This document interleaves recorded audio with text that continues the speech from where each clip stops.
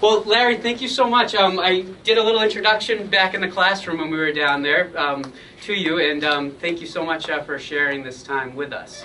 My pleasure. I'm really glad to have a chance to talk to you.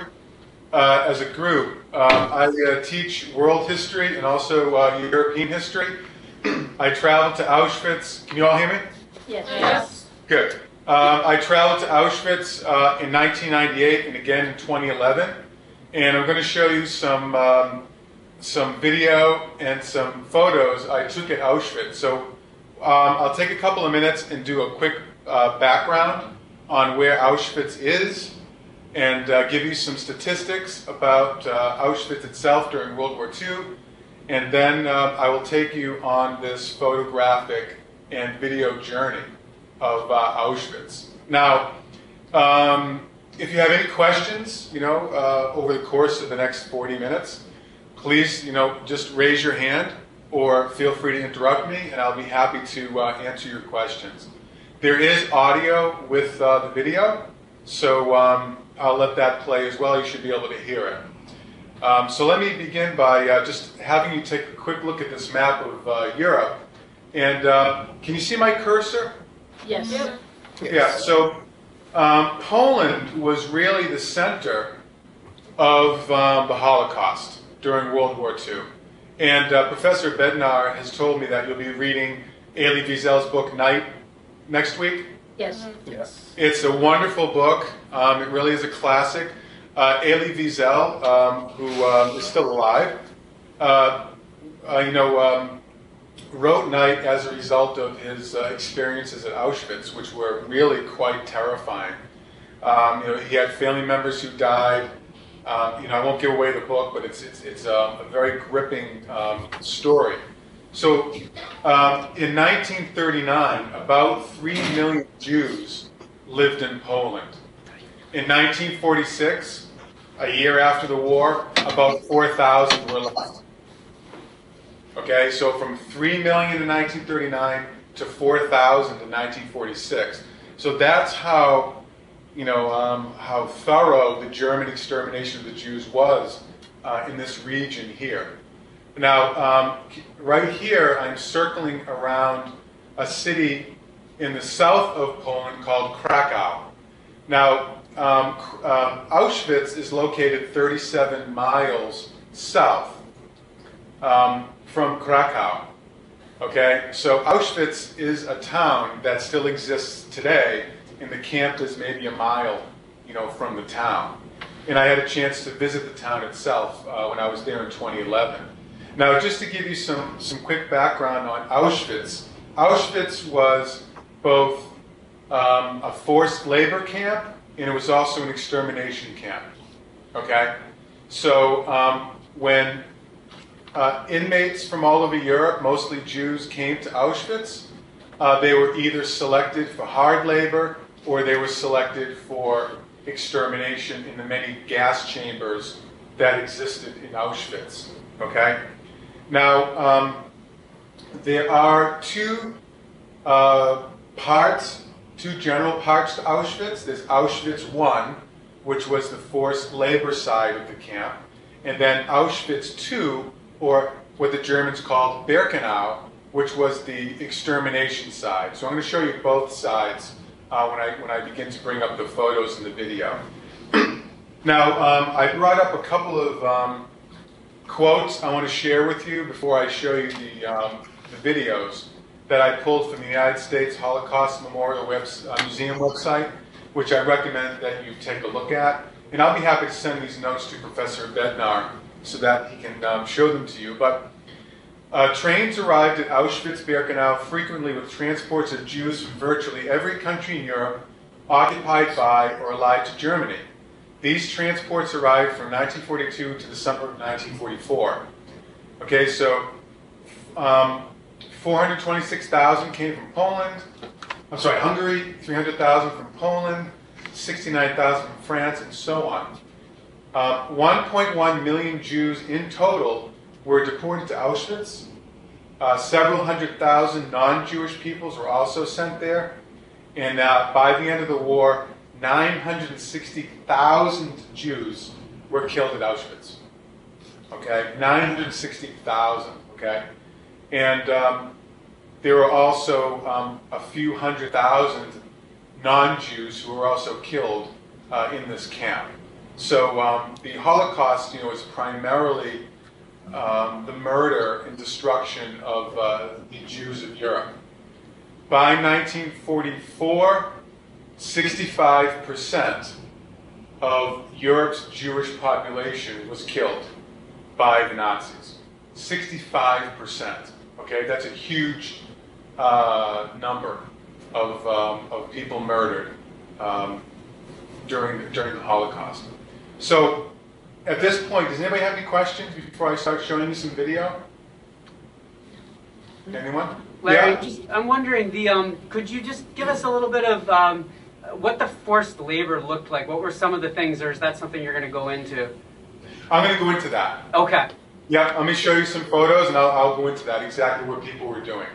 So there were these two parts, forced labor, and then really the death track that you would go on to. Exactly, the extermination side, yes. Okay. Exactly. Thank you. Anybody else?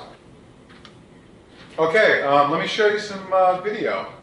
So I will put that there. Here is the entrance. Can you see it, folks? Yep. Yes. Yeah. Okay. Here is the entrance to Auschwitz. It's called Arbeit. The sign in German reads Arbeit macht frei, which means work makes free. And it was a German way of saying, and some people believe there was actually a sick joke perpetrated by the Germans. If you work hard enough, then you will eventually become free. And as we know, people who entered the camp, most people died. Okay, most Jews who entered anyway. Maybe about 100,000 Jews survived out of 1.1 million. Okay, so this is on the Auschwitz I side of the camp, which is the forced labor camp. Okay.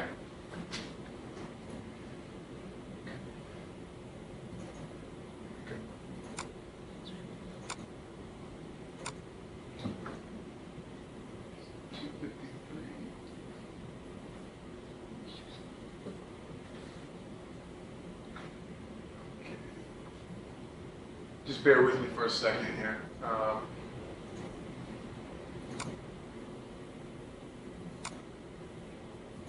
Okay, here we go.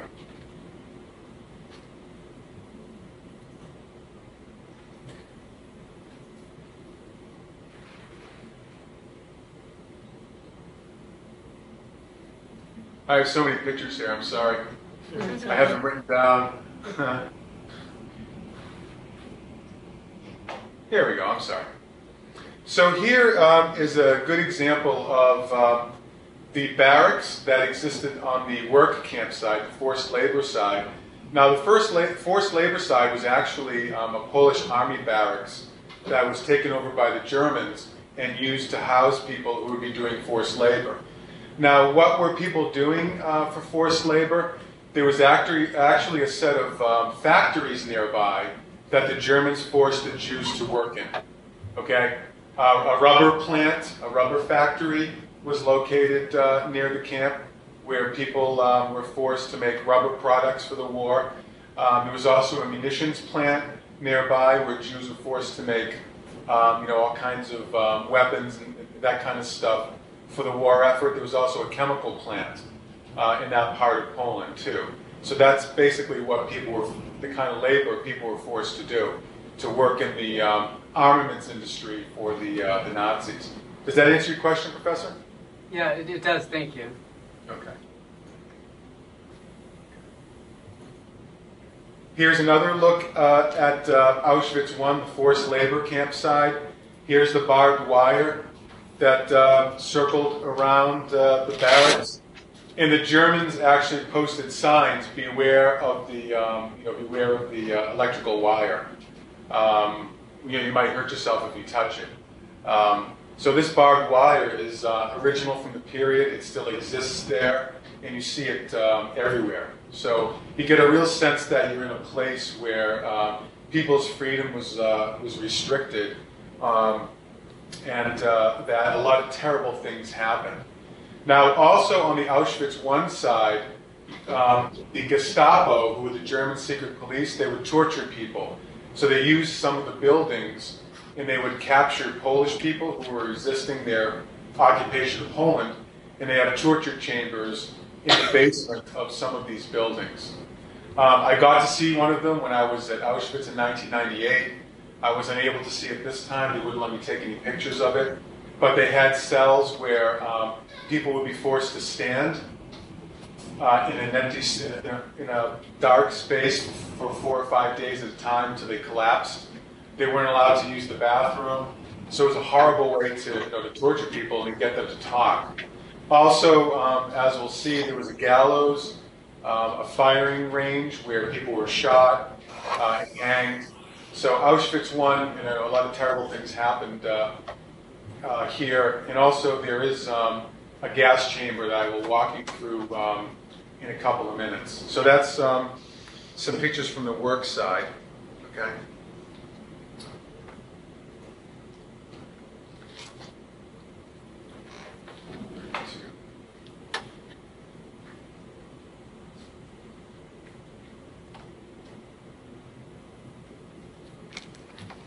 All right, now what I'm going to do is I'm going to show you some of the video I shot.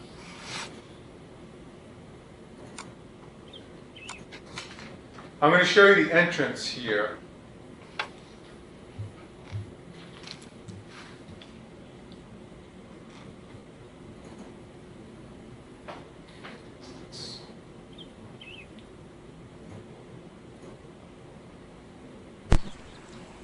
This building.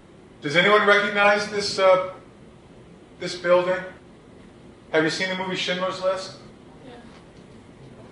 Yeah. Does it ring a bell? Yeah. It was actually this is the original building, but it's also the building you see in Schindler's List when some of Schindler's Jews were sent to Auschwitz. They came right through this entrance right here, and I'm going to give you a little bit of an audio tour of what the camp looked like a little bit of an overview. We're now entering the death camp side, the extermination side of the camp, which is also called Birkenau. This building here is one of the most photographed buildings in the world. This camp gets about 1 million visitors per year, and if we pan around, we can get a sense of how massive this camp was.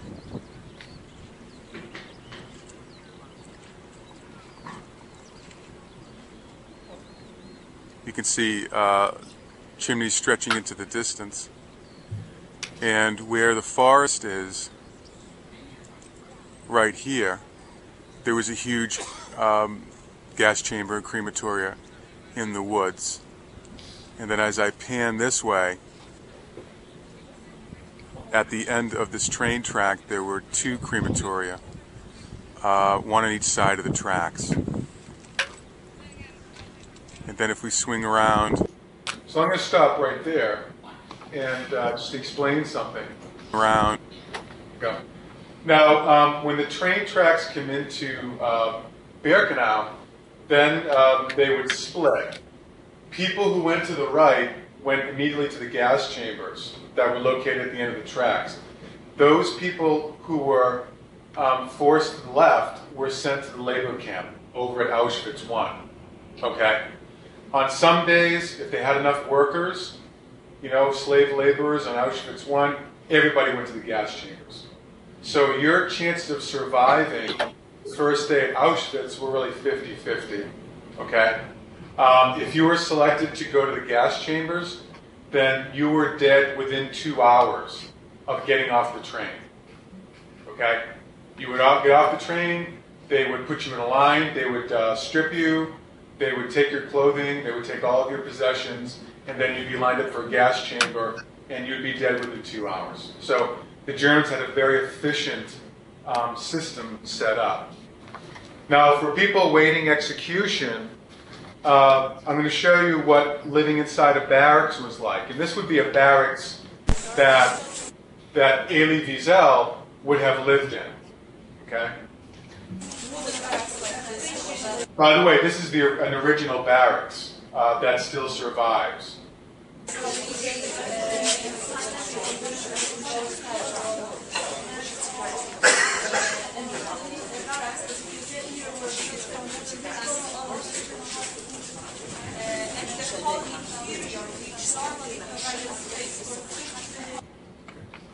So when Jews were forced into the barracks, there was no heat in the winter. It was extremely cold. You had to wear the clothes that were given you. You didn't get a winter coat, nothing like that. Prisoners were put into barracks like sardines. They were forced together, okay? And the barracks was so tight that you couldn't turn over when you were sleeping. Okay, you had to stay in one position because it was so packed. What often happened was in the middle of the night, barracks would collapse, and people on the bottom would get crushed. So even if you made it into a barrack, it would be a very, very terrible kind of existence for you. So this would be a barrack where Ailey would have spent time.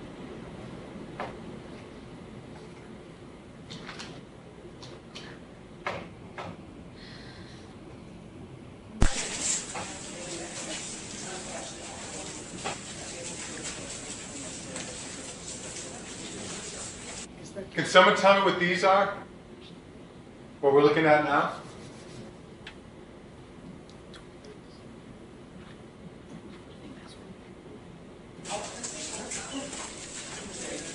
What do you think this is? Were they 8? What's that? Were they 8? No, good guess. No, not quite. Was it the bathroom? Exactly, it's the latrine or the bathroom. Okay, and you can see the kind of terrible conditions that people lived in. The toilets were really the only place where the guards would not enter because the stench was so bad inside. You can see there's no privacy. They smell terrible. But the toilet was really the only place where you could snatch a couple of minutes of conversation with other people who are inmates in the camp. So you could say, have you seen my daughter? Have you seen my son? Have you seen my uncle or my family member or my friend? And that's really also where gossip got traded, in the bathroom, because the guards would not go into the bathroom because of the stench. So it was one of the few places in the camp where you weren't watched. Now, one of the more interesting jobs that inmates would get would be the person who cleans out the toilets, who cleans the latrine. And this was the only inmate who was never beaten by the guards. Because if you cleaned out the latrines, you were normally covered with excrement. You were covered with urine. So the guards, people smelled so badly, the guards wouldn't even come close to you to beat you. So that was almost like a privileged job to have in camp, because nobody would come near you. It's not like they would give you a shower after you cleaned out the toilets. Inmates didn't get a shower. Inmates didn't get a time to clean up. Okay, you would get a bowl to eat in. You would use that bowl to urinate in. You would use it to eat from. There's really no creature comforts whatsoever in the camps. The goal was to denigrate the Jews, to humiliate them, to make life really miserable before killing them. Larry, I think we have a question over here. Yes, please. So the people that would clean out like the toilets and stuff, wouldn't they get sick and die faster because of all the feces and everything? That often happened, yes. In these camps, because the lack of hygiene, disease was rampant. I'll give you an example. Have you read the Diary of Anne Frank? Yes. Yeah. Do you know how Anne died? I don't remember. I haven't read it for a couple of years. She died of typhus, which was a very common disease in the camps. She didn't die. She wasn't actually gassed, but she died of typhus. because of the lack of hygiene, disease was rampant. So yes, not only people in charge of that duty, but generally, because you don't have soap, you don't have access to proper facilities, yeah, people died very often just from disease. Yeah, it's a great question. Thank you. You're welcome. Let me show you here one of the gas chambers that we visited in the extermination camp. Little kids waiting with their mothers and grandmothers.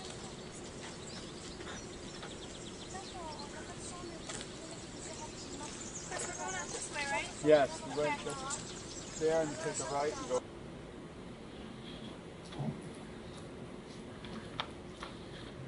On some days, if the camp was really busy and there were a lot of Jews who were slated for execution, they would often have to wait in the woods for the chambers to open up to allow them to proceed.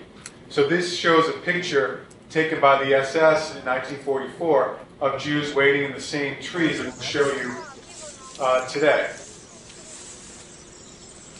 These are the clumps of trees you see in that picture. Right on the spot. Then the gas chambers were down there at the end of this road.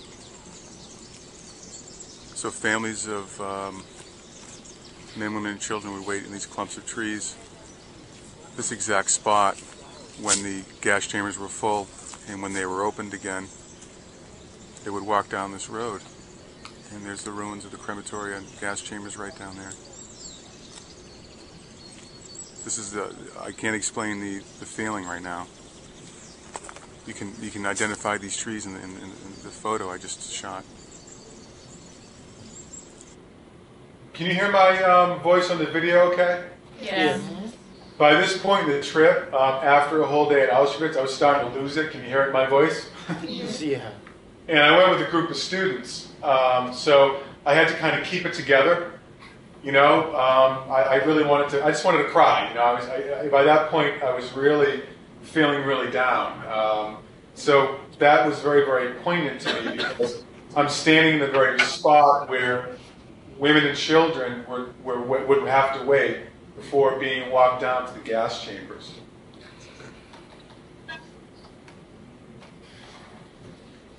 The next shot I'm going to show you is a gas chamber that is still in existence. Here. When the Germans left the camp, they before they left in 1945, they destroyed all of the gas chambers but one. Okay, and the gas chamber I'm going to show you is an actual gas chamber where thousands upon thousands of people died. Are the SS barracks in Auschwitz I, the ones responsible for carrying out the killing. And right across the street here, gas chamber and crematorium.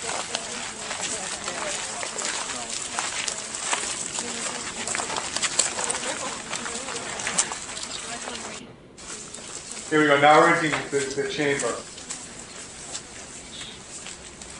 Entering the gas chamber.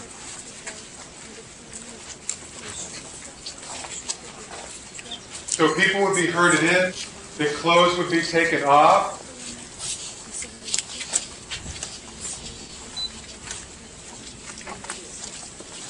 I'm sorry, it's glitchy.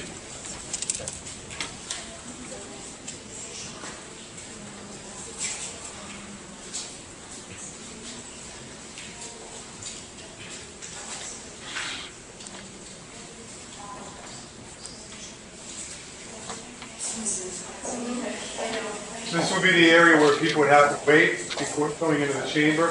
Now we're walking into the actual chamber itself.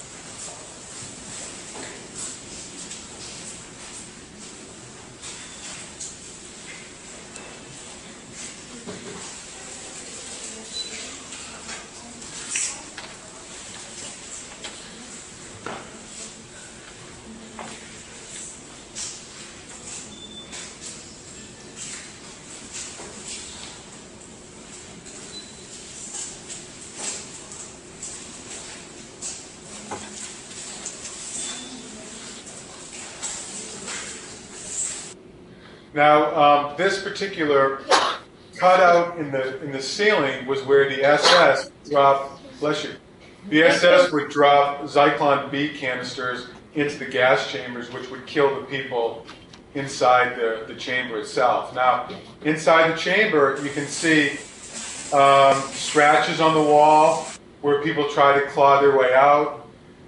It's a very, very difficult place to be in. It's very cold. We know that a lot of terrible things happened in here.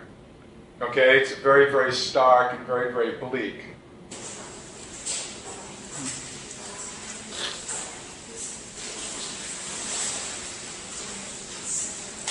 So people would be jammed in this room. Excuse me.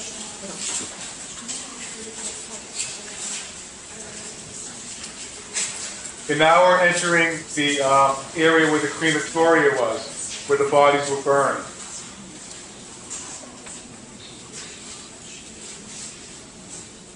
Sorry, it's hiccuping. I don't know why it's doing that.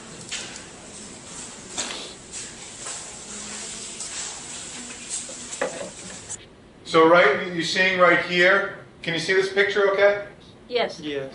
What you're seeing here were specifically designed ovens that were made just for Auschwitz that would allow the optimal amount of heat to burn the flesh and bones of people who were put into them. And as I pan over,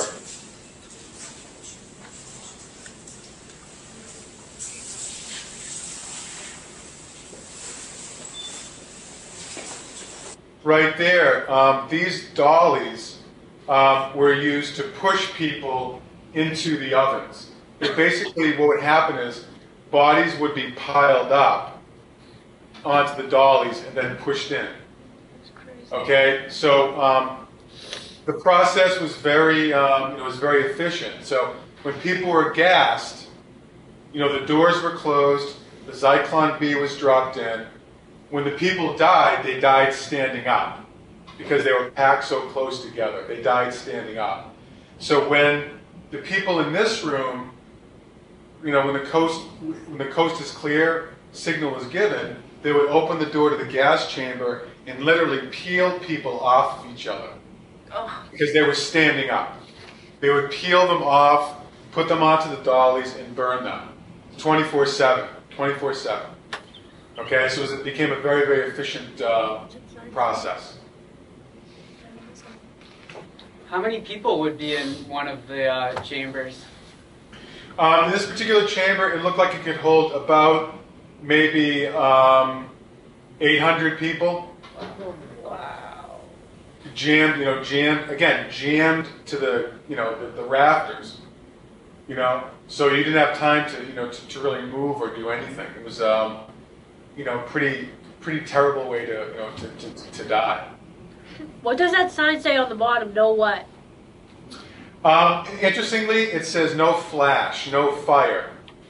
I don't understand what it means because there was no description of it. But it's like it's a fire symbol.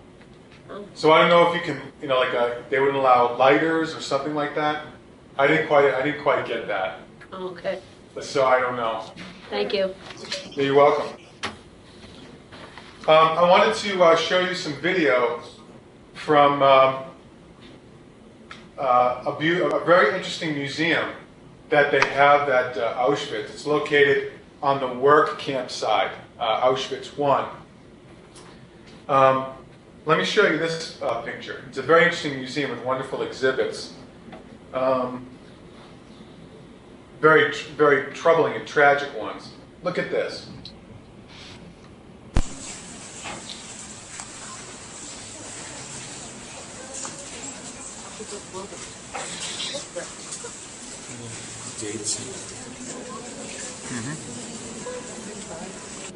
Does anyone know what these are? Is it the belongings of the victims that passed away? That's right, they're suitcases. Okay? When people got off the transports at Auschwitz, all their personal belongings were taken from them. Their suitcases.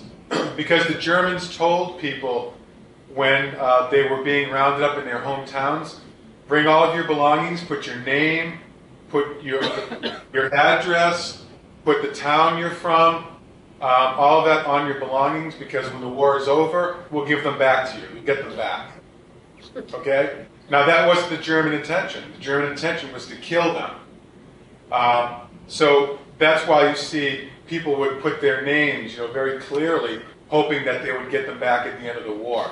The Germans took everything they could find off of the Jews. They took their things, brought them back to Germany, and sold them. Shoes, hats, all kinds of clothing, gold teeth. Gold teeth was pulled out of the mouths of inmates and sent back to Germany. Every inmate who went into the camp had their head shaved. Okay? That hair was sent back to Germany and used to make pillow stuffing. That's gross. Yeah. It It was used to make rugs. I went to an exhibit once, and they had rugs made from human hair. Inmates who had tattoos that were particularly colorful, the Germans would cut the skin off, send it back to Germany, and use it to make designs on lampshades. Oh my god. Are you kidding me? So lampshades were made from human skin. Bone. The Germans actually used the bones of Jewish inmates to make toys. And one time I was talking to a survivor who showed me a toy. It was actually what looked like a porcelain bunny. And I thought it was porcelain. And he said, this is made from human bone. Oh my god. So the Germans, stole everything that they could from the Jews before killing them. Okay? Here, I'm sorry, I'm kicking myself out here.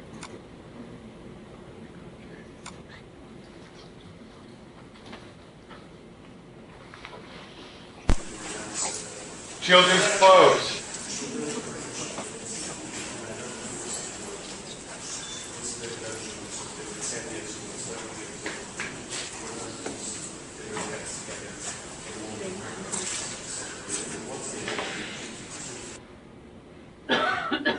Children under the age of 15 or 14 automatically went to the gas chambers. Oh my god. Automatically. Okay? Pregnant women, automatically to the gas chamber. So children did not survive first day at Auschwitz. Is there a reason why they did that? Yes. The German goal was to eliminate every single Jew in Europe. And by killing pregnant women, you were preventing Jewish life from being born. By killing Jewish children, number one, they believed Jewish children, besides not being worthy of life, were useless to them. You couldn't put them into forced labor anyway, because they were too small. So, you would annihilate them, you would kill them. Okay? So women and children fared extremely terribly in the camps. So, that's what's very poignant about that particular piece of footage. Were there people in the camps that weren't Did any of Jewish? them survive? Yes, there were. There were probably a couple of 100,000 people of non-Jewish descent, people who are gypsies or Roma, who are an ethnic group from Eastern Europe that the Germans also targeted for extermination. There were communists who resisted the Nazis from Poland and the Soviet Union who were there. Anybody who resisted the Germans could, potentially be sent there. But most people who were non-Jewish were not slated for extermination. Only Jews were. So if you were a Jew, the chances of you dying at Auschwitz was extremely high. But if you were non-Jewish, it was maybe 50-50. You had less chance because you weren't automatically sent to the gas chambers if you were non-Jewish. The goal of the camps was to kill as many Jews as possible. That's a good question. Let me show you this. This is particularly haunting.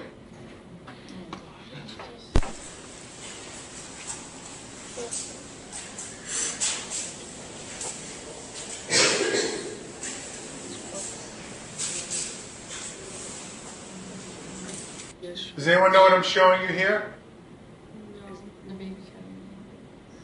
furniture?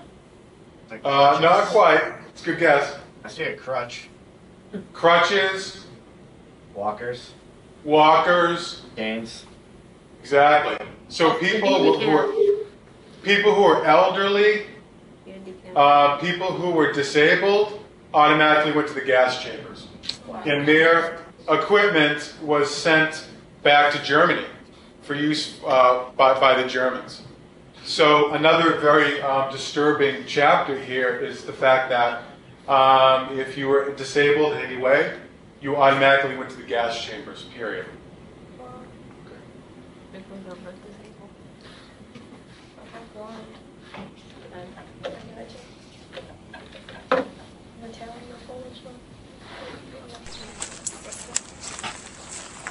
Okay, here is a gallows that was built by the Soviets when they liberated the camp in 1945, okay?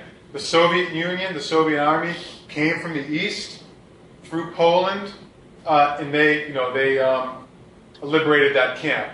Camps in Germany, like Dachau, you may have heard of it, they were liberated by the Americans and the British. So when the Soviets came into Auschwitz, most of the Germans, had left. They had fled. And they took the remaining survivors and force marched them back to Germany, where they were ultimately killed. Now, this gallows has special significance because the last commandant of Auschwitz was hanged by the Soviets on this gallows in 1945, and he was hanged with piano wire. Okay, the Soviets, when they found Nazi SS and those who were committing these crimes, hanged with piano wire to make sure that the pain was excruciating. Not that being hanged is fun, but being hanged with piano wire is especially gruesome. Wouldn't that I see we have about 3 minutes left. Does anybody have any questions? Yeah. Yes. Wouldn't the piano wire cut through their necks when they got hanged? Yes. That was the point. Yes. Oh, that's ridiculous. Exactly. Decapitation. Yeah. Other questions? I'm just shocked. I don't know what to say. I know, I was just shocked. Why do they get them naked before they kill them? I'm sorry? Why do they get them naked? Why do they take off their clothes before they kill them? To humiliate them? That's crazy. And to humiliate them, steal from them, and also it was much easier to burn the bodies in the crematoria if they were unclothed. Wow. Yes? Were they ever burned alive, or did they just get killed in the gas chamber and then brought over dead to the... Not buried alive, no. No. No. And actually, if you walk to the back of the camp, there's a wooded area where when the crematoria were full and they had too many bodies, they would pile them in huge piles and light them on fire. They would burn the bodies that way too. And actually, Yeah. When they were brought into the camp, were they stripped completely of all their clothes and given different clothes, or did they have Yes. clothes they had on? Yes, they were. They were given inmate clothing. Okay. Actually very flimsy clothing that did not really keep them warm. Especially the forced laborers. So yeah, they were given camp clothing. Okay. Good. like the striped pajamas. The boy in the striped pajamas. Yes. Some inmates did wear that type of clothing. Yes. That was a sad movie too. Yeah, I didn't see that one, unfortunately. Yeah, it's But about. it's on my list of movies to see. Yeah. Yeah, it was about the Germans and the. It was the same setup too. Was it? Yeah, the little boy made a friend from, what was it? The camp. The camp, and he went into the camp and he wasn't supposed to, but it was like it's a real good movie. You're not supposed to tell me. Yeah, I'll have to see it. So One point I want to make is that when we were at Auschwitz I, actually not too far from where this gallows is, there's a really beautiful house there with a beautiful garden, and that's where the commandant lived with his family. And on weekends, they did have the ability for the guards to bring their families to stay at the camp. not in the camp where the inmates were, but outside the camp where they had pools and they had swing sets for the kids and that kind of stuff. So German families could travel to some of these camps and spend time with their husbands who were guards at the camps. I know it's kind of odd and weird, but the commandant and his family lived there throughout the war. Not too far from the gas chamber I showed you, too. Yeah. Were the Germans trying to hide all this? At the end of the war, yeah. They tried to dismantle all of the gas chambers to try to hide their crime, but they left behind tons and tons and tons of documentation because the Germans did write down, how many Jews they wanted to kill, how they were going to kill them, how much gas they would need to kill them, and all of that. So historians have lots of documentation to prove exactly what the German intent was. But yeah, at the end of the war, they did try to cover up their crimes by blowing up the crematoria. That's a very good question. Yeah? I just have a question. So when they were in the gas chambers, did they end up like killing each other also? No. Since they were all stuck together? I mean, No. No, actually, people were dead within maybe 8 or 10 minutes. If anything, there was panic. Not killing, but panic. I thought they would kill each other. How could people just like be so selfless? Like, how could you? That's a good question. Like the Germans, like how could you not have feelings? That's Why you asking? I think it's a good question. It's one that I have every time I read Night, and I'm sure it's one that you must have also. I feel It's like how can you just like set aside all your feelings and kill someone? It doesn't make any sense at all. It doesn't. You're asking really a central question that historians have been grappling with, for a long, long time. Where did this hatred of Jews come from? And really, it's rooted in anti-Semitism, which is hatred of Jews, which was part not only of German culture, but part of European culture for hundreds of years. So that anti-Semitism, that hatred of Jews, put together with Nazism, right, which was a radical ideology that called for the extermination of Jews. When you put that hatred together with an ideology of a political ideology bent on murder, then that's really what you get.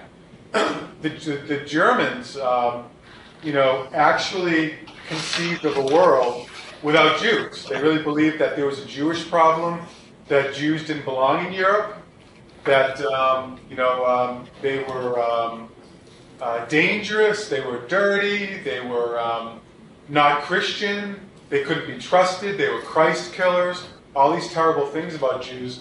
They believed that Jews didn't deserve to live. So I know it's hard for us to really imagine a world in which you can imagine other people not existing and you would actually go kill them. But it's a central question, why, what motivated people to do this kind of murder?